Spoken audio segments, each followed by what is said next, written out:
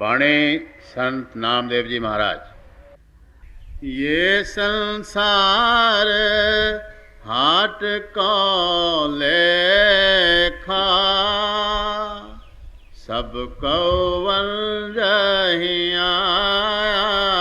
ये बताते हैं कि ये जो हमारा संसार है ये एक मंडी है, और हम में से हर एक जब पैदा होता है तो वो एक पूंजी लेके आता है। अब यहाँ तो हम बिजनेस करने के लिए आते हैं, और जो पूंजी होती है वो सांसों की पूंजी होती है। हम में से हर एक को सांसों की पूंजी मिलती है। कोई हम में से 50 वर्ष जीता है, कोई 60 वर्ष जीता है, कोई 70 वर्ष जीता है, कोई 10 वर्ष जीता है, कोई 20 वर्ष जीता है। और ये जो ज़िंदगी है उन्हीं मानों में इसे ज़िंदगी कहा जाता है कि जब ये पाइंदगी हो जाए।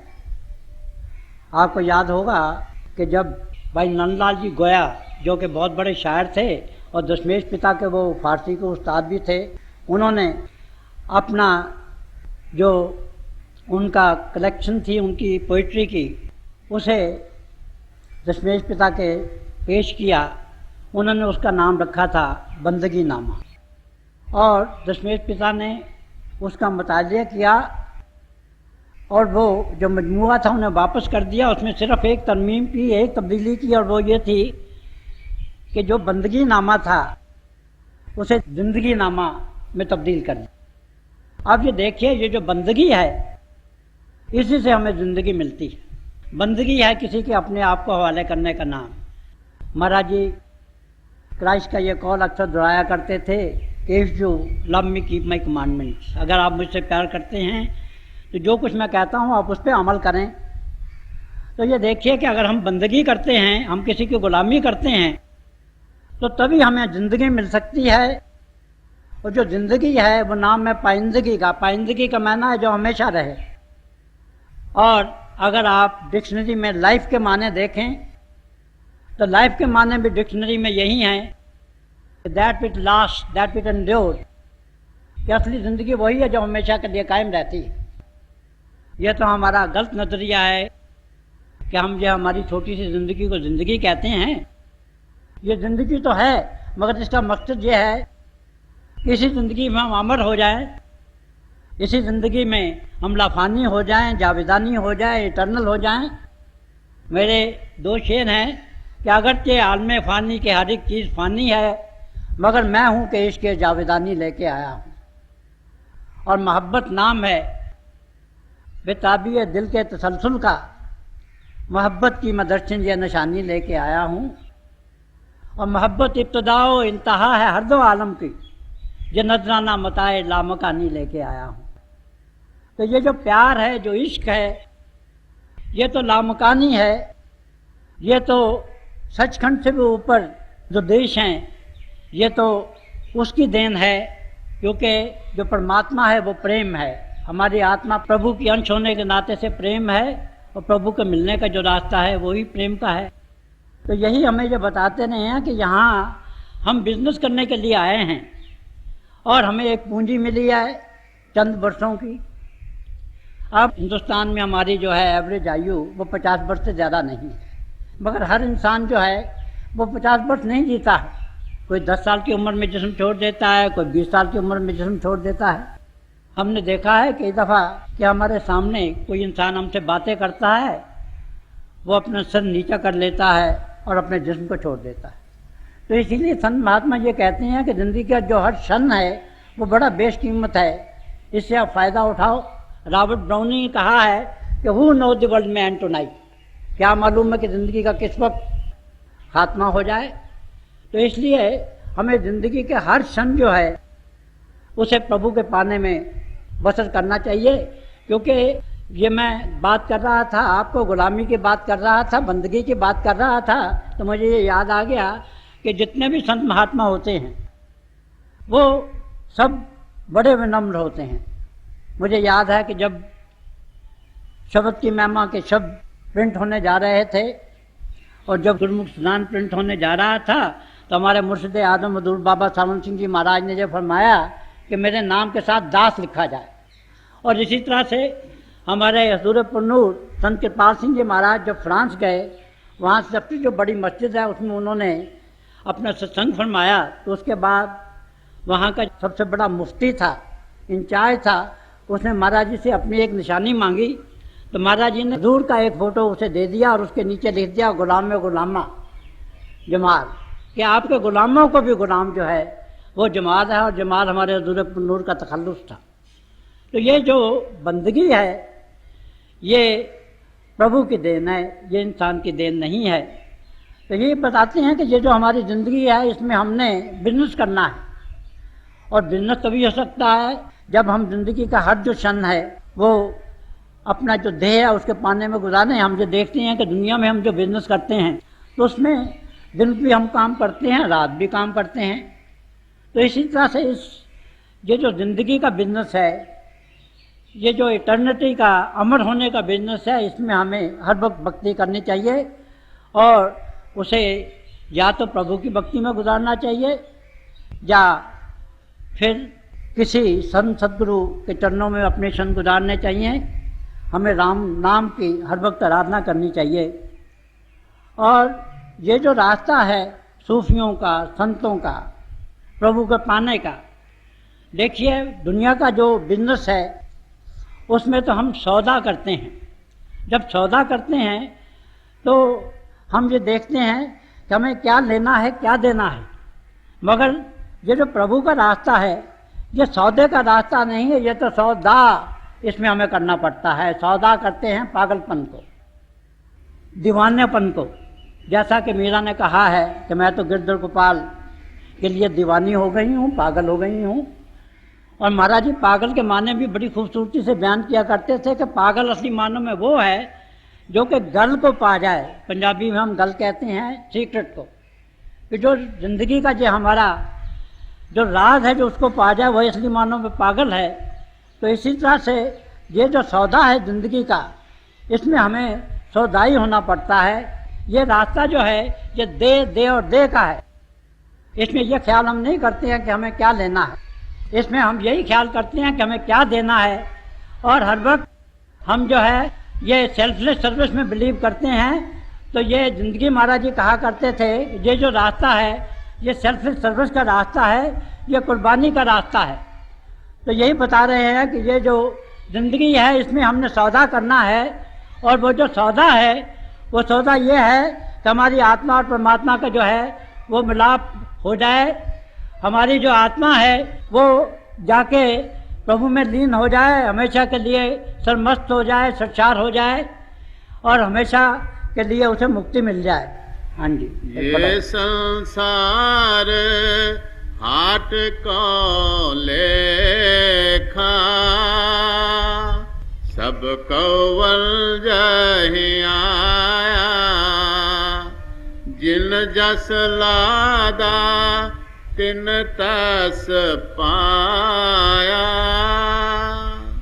मूर्ख मूल गवाया। अब यही बता रहे हैं कि भाई हमारी ज़िंदगी का जो ध्येय होता है, जिस चीज़ की हमें तलाश होती है, जिस चीज़ की हमें जुस्तजू होती है, हम वो पा लेते हैं। अगर हम दुनियादारी चाहते हैं तो हम दुनिया को मर्तबा पा लेते हैं, सेहत पा लेते हैं, हम नेम एंड फेम पा लेते हैं। मगर अगर हमें प्रभु को मिलना दरकार होता है तो हम अपने सद्गुरु की दया से हम प्रभु को पा लेते हैं।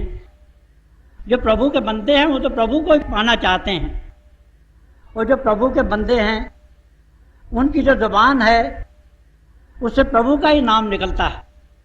और ज़बान का काम भी यही है कि हर वक्त वो प्रभु का गुणगान करे।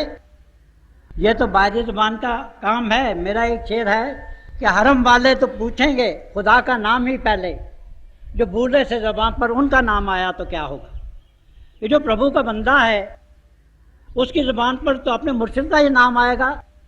जो प्रभु के रास्ते पे चलने वाला है वो तो कृपाल कृपाल ही कहेगा, सावन सावन ही कहेगा, वो तो जैमल जैमल ही कहेगा, वो तो गोविंद गोविंद ही कहेगा। हरम वाले तो पूछेंगे खुदा का नाम ही पहले, जो बूढ़े से ज़बान पर उनका नाम आया तो क्या होगा। तो जिस चीज़ की जुस्तजू होती है वो हमें मिल जाती है और फिर वो हमारी रगों रगों में सरायत कर जाती है, क्योंकि असली मानों में शिष्य वही है जिसके रगों रगों में प्रभु का जो प्यार है वो सरायत कर जाए। और जब भी वो बात करेगा अपने गुरु की बात करेगा, अपने मुर्शिद की बात करेगा, तो जिस चीज़ की तलाश होती है, जुस्तजू होती है, सर्च होती है, वो हमें अवश्य मिलती है।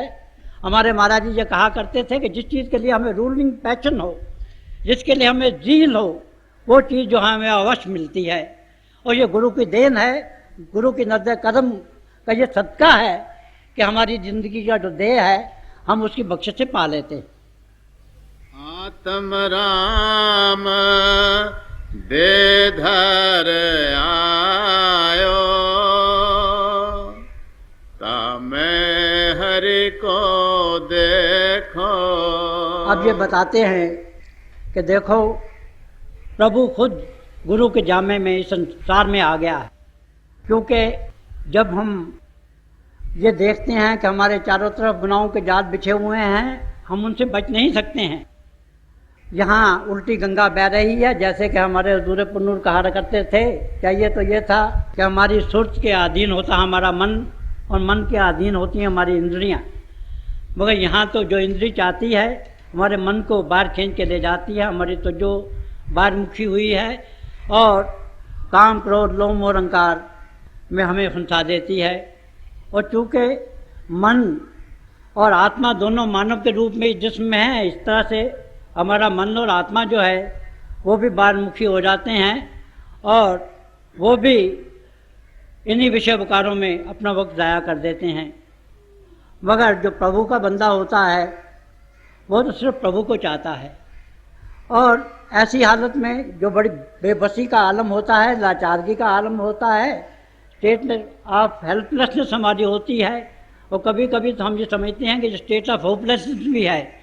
मगर जो संत होते हैं वो तो प्रॉफिट्स ऑफ होप होते हैं। संत जो होते हैं वो प्रॉफिट्स ऑफ डूम नहीं होते हैं। संत तो हमेशा हमें उम्मीद दिलाते हैं और वो जो उम्मीद है वो हमेशा मटीरियलाइज करती है, वो उम्मीद हमेशा पूरी होती है। तो यही बताते हैं कि ये देखो हमने जब प्रार्थना की, क्या प्रभु तू ही आके हमें दुनिया और दुनिया के जंजिशों से छुड़ा, तो वो हमारी आवाज़ सुनता है और किसी इंसानी में आकर हमारी सहायता करता है। मेरा एक शेर है कि खुदा का नूर मुर्शद में बड़ा मालूम होता है, ये आईना वो है जिसमें खुदा मालूम होता है। और फिर जो प्रभु को पा लेते हैं, जो प्रभु से इश्क करने वाले होते हैं, वो तो सिर्फ अपने गुरु को चाहते हैं, वो तो और किसी का कोई ख्याल नहीं करते हैं। इसी गज़ल का मेरा एक शेर है कि खुदा अगर ना खुदा होगा तो होगा, मुझसे क्या मतलब। खुदा अगर ना खुदा होगा तो होगा, मुझसे क्या मतलब। मेरी कश्ती का सामन ना खुदा मालूम होता है। तो जो प्रभु के रास्ते पे चलने वाले होते हैं वो तो सिर्फ प्रभु को चाहते हैं, अपने मुर्शिद को चाहते हैं, वो तो सामन को चाहते हैं, कृपाल को चाहते हैं। ये सच है कि जब से ये दुनिया बनी है प्रभु हर वक्त किसी न किसी इंसानी पोल पे काम करता चला आया है। कभी वो दरैस्त्र के फार्म में था, कभी क्राइस्ट के जामे में वो यहाँ नमूदार हुआ, कभी महात्मा बुद्ध के जामे में, कभी महावीर के जामे में, कभी हज़रत मोहम्मद के जामे में, कभी कबीर साहब के जामे में, कभी गुरु नानक साहब के जामे में, कभी श्री गुरु अर्जन देव जी महाराज के जामे में, कभी स्वामी जी महाराज के जामे में, कभी बाबा जयमल सिंह जी महाराज के जामे में, कभी हजूर बाबा सावन सिंह जी महाराज के जामे में और कभी संत कृपाल सिंह जी महाराज के जामे में। प्रभु जो है वो हर वक्त इस संसार में किसी न किसी सूरत में रहता है। एक बेसिक कॉन्सेप्ट है स्पिरिचुअलिटी की कि there is always a living Christ, कि प्रभु जो है किसी न किसी पोल पे हमेशा काम करता रहता है। और मैंने इन दो महापुरुषों को देखा है, प्रभु रूप थे, तो यही बताते हैं कि देखो जो प्रभु है वो इंसानी रूप में आ गया है हमारी मदद करने के लिए, क्योंकि हम लाचार हैं, हम बेबस हैं, हमारी आत्मा परमात्मा का अपने बुत्ते से तो मिलाप हो नहीं सकता है।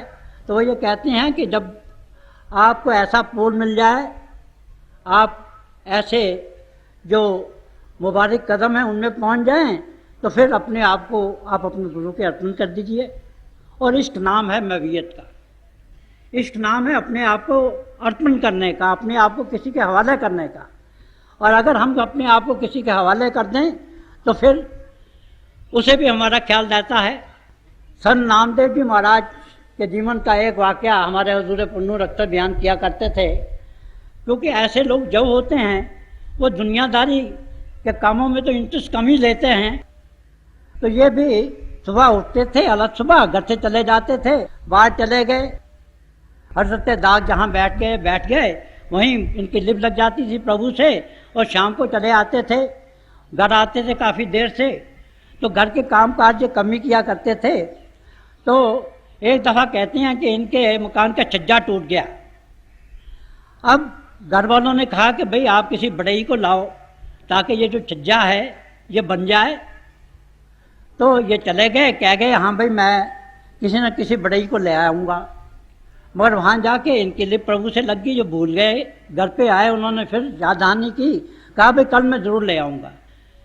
और दूसरे दिन भी वही हुआ, तीसरे दिन भी वही हुआ। रोज़ घर पे इकरार करके जाते थे, यादों पे मान करके जाते थे, मगर जहाँ जाते थे वहीं बैठ जाते थे, प्रभु की याद में ये मगन हो जाते थे। और घर पे आके फिर वही तकरार होती थी। तो एक रोज़ घर पे बहुत गर्मा गर्मी हुई, तो इन्होंने कहा भाई आज तो मैं लेके ही आऊँगा जो कुछ भी होगा। तो ये फिर चले गए घर से बाहर, और वहाँ जाके जब बैठ गए तो प्रभु की याद में, उसकी लिप में फिर जो खो गए। अब रात को ये उठे, जब रात पड़ गई तो उन्होंने कहा भाई आज तो घर पे जाके बड़ी दुर्दशा हो गई। अब घर को ये चलते आ रहे हैं, सोचते हैं कि आज क्या होगा। और याद रखिए कि जिसके आप बन के रहते हैं वो भी आपका ख्याल करता है। तो ये कहते हैं कि जब प्रभु ने ये देखा कि ये आज मेरे इस प्यारे की, इस मेरे आशिक की दुर्दशा होने वाली है, तो उसने खुद बढ़ई का रूप धारण किया। वो इनके घर पे चला गया, और चूँकि वो प्रभु था उसने बड़ी छोटी सी देर में छज्जा बना दिया, और बना भी बड़ा आलीशान गया। और जब ये आ रहे थे दूर में तो ये सोच रहे थे कि आज क्या होगा। तो इन्होंने जब दूर से देखा तो जो छज्जा इन्होंने देखा, ये पहचान गए कि आज मेरा प्रभु, मेरा मालिक, मेरी जान की जान आज काम कर गई है। तो ये जब घर में दाखिल हुए तो ये शेर बन गए थे हमारे हुजूर पुन्नूर के कौल के मुताबिक। तो घर वालों ने पूछा भाई आपका बढ़ई तो बड़ा अच्छा है, वो तो बड़े थोड़े अरसे में इतना अच्छा काम करता है, इतना आलीशान काम करता है, तो बताओ भाई वो क्या मजदूरी लेता है। तो इन्होंने ये कहा कि जो मेरा बढ़ई है वो प्रीत मजदूरी मांगे, वो तो प्रीत की मजदूरी लेता है। और फिर उन्होंने ये कहा कि भाई वो ये चाहता है कि हम अपने कुटुंब से, अपनी दुनिया से, हम सबसे बिल्कुल खामोश हो जाए, हम सबको भूल जाए और सिर्फ उसी से नाता रखें, तब ये हमारा वो काम करता है। तो यही बात है, ये जो रास्ता है प्रभु को पाने का, ये यकरंगी का रास्ता है, ये एक चित्त होने का रास्ता है, ये एक भरोसा, एक बल, एक आत्मविश्वास का रास्ता है।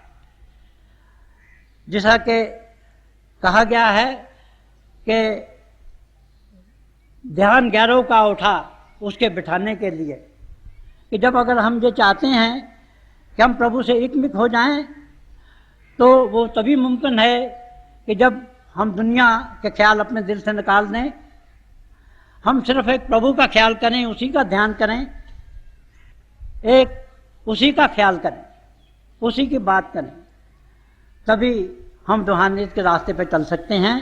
तो ये मैंने उनकी ज़िंदगी का एक आपको वाक़या सुनाया। उनकी ज़िंदगी का एक और वाक़या है, वो ये है कि वो छीपे थे, उनका जो प्रोफेशन था जिसे हम पंजाबी में छींबा कहते हैं। तो घर में कपड़े छाप दिए जाते थे, और उनका काम ये था उनके ख़ानदान का कि वो बाज़ार में जाके बेचा करते थे। अब इन्हें कपड़े दिए गए तो ये बाज़ार में गए, इन्होंने कुछ कपड़े बेचे, और बेच के जितने पैसे मिले इन्हें कुछ संत महात्मा मिले, इन्होंने उन पे खर्च कर दिया।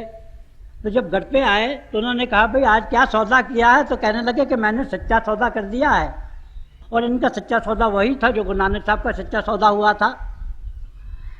तो दूसरे ने उन्होंने कहा कि भाई तुम ये जाके वहाँ ये जो हमने कपड़े छापे हैं ये किसी को दे आओ, उधार ही दे आओ, जैसे चाहते हो वैसे कर दो।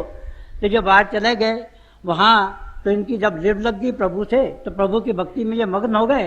रात को जब इन्हें ख्याल आया कि मैंने तो इनमें से कोई कारोबार किया नहीं है, तो पत्थरों पे इन्होंने वो जो अपने छेपे हुए कपड़े थे वो रख दिया और घर पे चले आए। तो जब घर में आ रहे थे तो रास्ते में इन्हें एक कशरफियों की हांडी मिली, तो उन्होंने इस हांडी को एक जगह दबा दिया और घर चले आए। ये जब घर पे चले आए तो उन्होंने पूछा कि क्या भाई आप कपड़े जो हों बेच आए हैं? तो कहने लगा हाँ मैं वो उधार दे आया हूँ। और उन्होंने कहा उसके दाम? तो क्या उसके दाम तो मिल ही जाएंगे। और उन्होंने बताया कि भाई रास्ते में मैं इस तरह से आ रहा था तो मुझे एक अशरफियों का एक गड़ा मिला था और मैंने उसे ज़मीन में गाड़ दिया है। तो इनकी जो बीवी थी वो बड़ी आग बगोला हुई। उन्होंने कहा देखो प्रभु ने आपके लिए तो अशरफियों का गड़ा रखा था और आप बड़े अहम कि आप बुलाए नहीं अपने साथ। तो इन्होंने कह दिया कि भाई देखो अगर हमारा होगा तो वो आ जाएगा। और सन अगर सहज स्वभाव से भी कोई बात कर देते हैं तो वो पूरी हो जाती है। तो ऐसा हुआ कि जब ये अपनी बीवी से ये बात कर रहे थे, जब ये तकरार चल रही थी मियाँ बीवी में, तो वहाँ इनके घर के बाहर दो चोर खड़े थे। उन्होंने ये बात सुन ली। उन्होंने कहा देखिए हमें तो आज लुत्फ आ गया। वो फ़ौरन भागे और जहाँ इन्होंने बात की थी वहाँ से जाके उन्होंने गड़े को खोदा, ज़मीन को। गड़ा जब निकाला तो वहाँ से बिच्छू निकल आए और उन्हें काटने लगे। तो उन्होंने समझा कि शायद नामदेव ने हमारे साथ मजाक किया है। उसे मालूम हो गया था उसके हम घर के बाहर खड़े हैं तो हम चोर हैं, उसने मजाक किया है। तो उन्होंने ये तहिया कर दिया कि इसे भी हम आज सबक पढ़ाएंगे, ये भी क्या याद रखेगा कि किससे इसका पाला पड़ा था। तो उन्होंने रस्सी से उस गड़े के गर्दन में रस्सी डाल के दोनों हाथों से वो दोनों तरफ से रस्सियों को पकड़ा। वो इसके घर के ऊपर ले आए नामदेव जी महाराज के, और इसके घर के ऊपर आकर उन्होंने छत को फाड़ा और नीचे वो गड़ा फेंक दिया। अब जब वो नीचे गड़ा पड़ा तो वहाँ जब वो टूट गया और चारों तरफ अशरफियाँ बिखर गईं तो उससे चकाचौंध पैदा हो गई। तो इनकी बीवी भी बड़ी खुश कि ये तो बड़ा अच्छा काम हुआ है। और उन्होंने कहा मैंने तुम्हें कहा नहीं था कि अगर हमारा ये गड़ा होगा, अगर हमारी अशरफियाँ होंगी तो हमारे पास आ जाएंगी। तो ऐसी जो हस्तियाँ होती हैं उनका काम प्रभु करता है। ये एक अजीब मसला है। देखिए ये जो तसव्वुफ है इसमें बहुत से पैराडॉक्सिस हैं। आमतौर पर तो ये बात होती है कि जो शिष्य होता है, जो गुरु होता है, जो गुरुमुख होता है, वो प्रभु का चाकर होता है। वह कभी कभी जो प्रभु होता है वो अपने शिष्य का, अपने गुरुमुख का चाकर बन जाता है, उसका काम करता है। और देखिए इसमें और भी कई पैराडॉक्सिस हैं। आमतौर पे ये कायदा है कि जो प्यासा है वो कुएं के पास जाता है, मगर रूहानियत में जो कुआं है वो प्यासे के पास आता है। क्योंकि पहले जो इश्क है वो गुरु के दिल में उत्पन्न होता है, वो अपनी रेशमी छाँव से अपने शिष्य तक पहुँचता है और उसे अपने कदमों में खींचता है। तो ये रूहानियत के कई पहलू हैं। और फिर हम ये देखते हैं कि जहाँ तक हमारे मुर्शिद आज़म हुजूर बाबा सावन सिंह जी महाराज का तल्लक है, वो मरी में थे और बाबा जी महाराज उनकी तलाश में मरी गए। और जब वो गए तो पहली बार हमारे मुर्शिद आज़म सड़क पे, चूँकि ये इंजीनियर थे, काम करवा रहे थे, तो इन्होंने तो उन्हें पहचाना ही नहीं। और बाबा के साथ एक और साथी था, तो उन्होंने कहा हम इस सरदार के लिए यहाँ आए हैं। उन्होंने कहा इसने ना आपको सलाम किया ना फतह बुलाई, ये कैसा मामला है। उन्होंने कहा भाई ये आज से चौथे दिन हमारे पास आए। और उसे चौथे दिन हमारे हजूर बाबा जी के चरणों में गए और उनसे नामदान लिया। तो देखिए कि जो कुआं है वो पैसे के पास जाता है। ये भी एक तसव्वुफ़ों की कायदा है। तो जो आदमी अपने आप को गुरु के हवाले कर देता है, फिर गुरु उसका सब काम करता है। तो यही कह रहे हैं कि देखिए जो प्रभु है वो इंसान के जामे में आ गया है। अब उससे पूरा पूरा फ़ायदा उठाओ, उसके चरणों में पहुँचो, उसके चरणों में अपनी लिप लगा दो, उससे प्रेम करो और एक उसी से प्रेम करो, उसमें खो जाओ। क्योंकि रूहानियत में जिसने खोया है उसी ने पाया है। जो अपने मुर्शिद में गुम हो जाता है वही असली मानव में अपने आप को पा लेता है। तो यही तालीम हमें दे रहे हैं कि भाई संत महात्माओं के चरणों में पहुँचे, उनसे पूरा पूरा फ़ायदा उठाओ। फिर पढ़ो। आत्म राम दे धर आयो, तामे हरि को देखो। कि जो गुरु होता है वो जीता जागता चलता फिरता खुदा होता है। और महाराज जी खुदा के माने भी बयान किया करते थे। खुदा फारसी का लफ्ज़ है जिसके माने है वो जो खुदा आ जाए। और जब हम उसके चरणों में इल्तिजा करते हैं, प्रार्थना करते हैं, जब हमारे दिल की हूक उठती है तो हमारी मदद के लिए वो इंसानी जामे में आ जाता है। और वो कहते हैं कि असली मानव में वही खुदा होता है।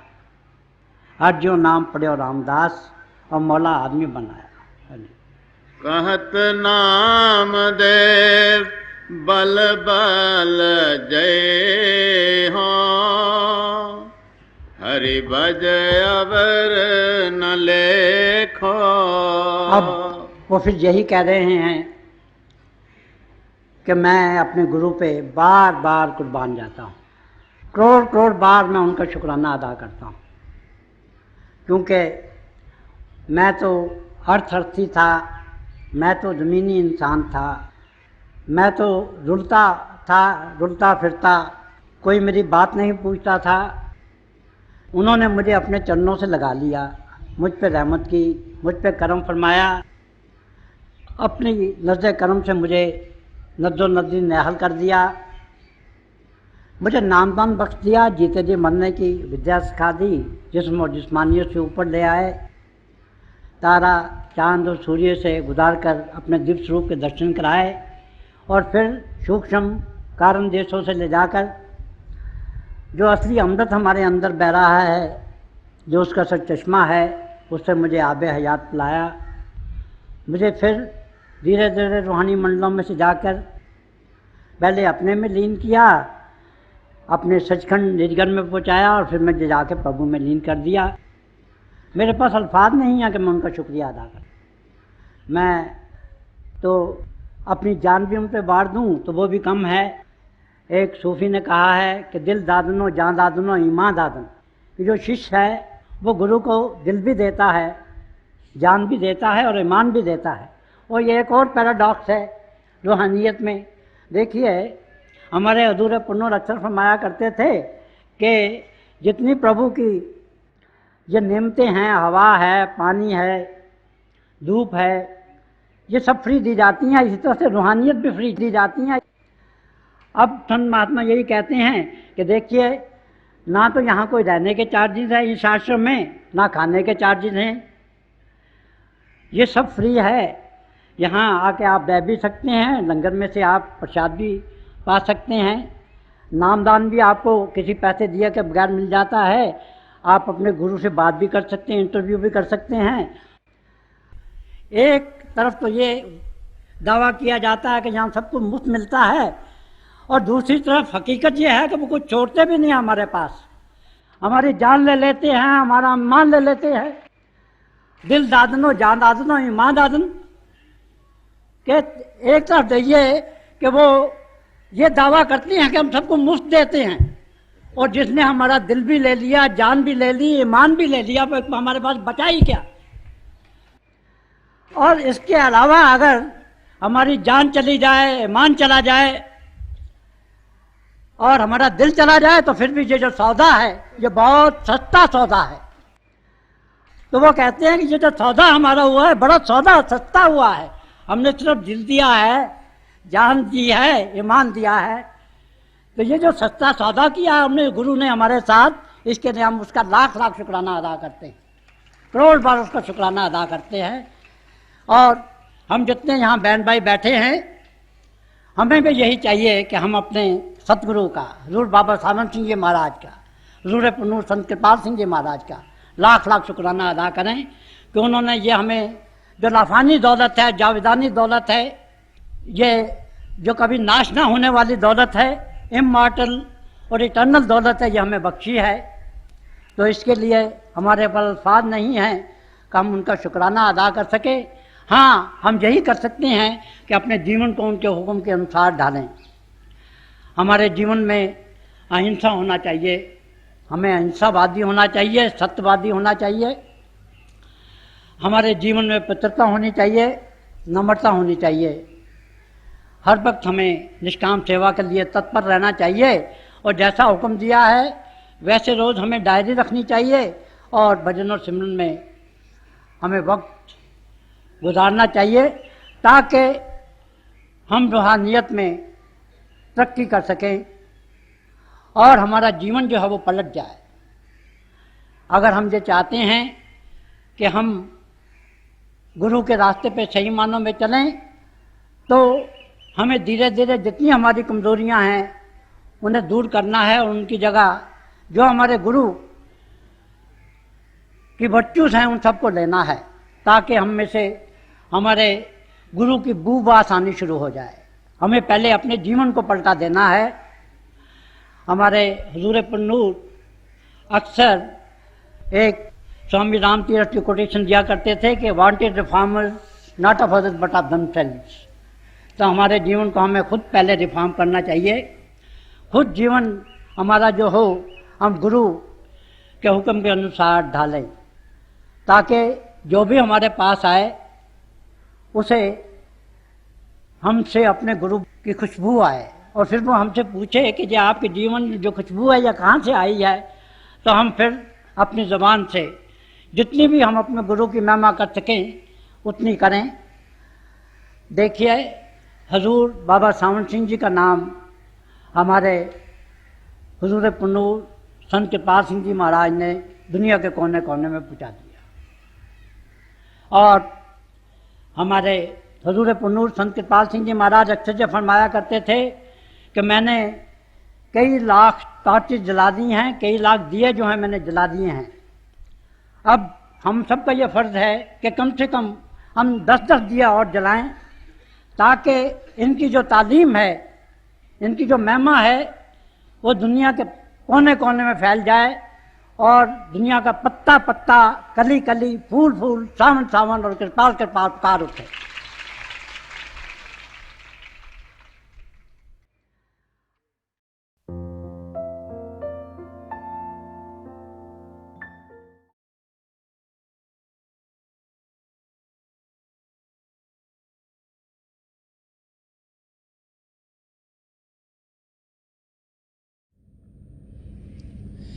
प्यारे भाई और बहनों, अभी हम सब दयालपुर संत दर्शन सिंह जी महाराज की दिव्य वाणी सुन रहे थे।